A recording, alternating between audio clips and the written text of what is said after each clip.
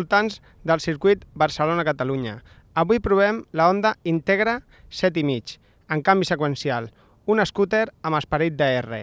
Voleu pujar? Ens trobem davant d'una moto diferent a la resta.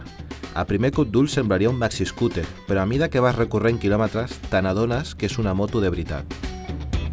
Exteriorment, la nova Honda Integra aposta per la senzillesa, amb unes línies fluides, llandes grans i un escape lateral.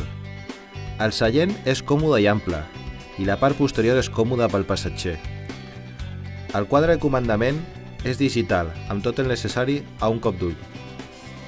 El més destacat de la Integra és el seu canvi. No porta un canvi normal per variador, sinó de doble embragatge, que el fa molt suau i ràpid. Es comporta molt bé amb el seu motor. Pots anar automàtic o seqüencial. Si vas per ciutat és recomanable automàtic, encara que per carretera oberta és més divertit el seqüencial. És una delícia el seu funcionament. La moto es comporta com una bona rutera. En cap cas sembla un scooter. Honda ha fet un bon treball en aquesta moto. Va tot molt fi.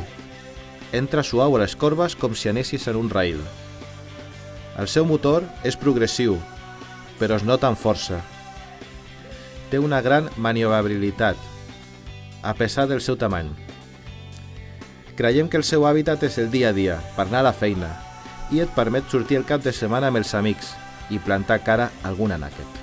Sens dubte, una moto molt recomanable, si vols un scooter, però que es comporti com una moto.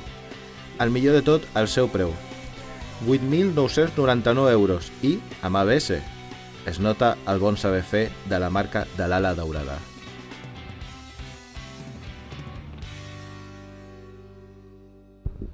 Esperem que us hagi agradat i fins la propera. Gas!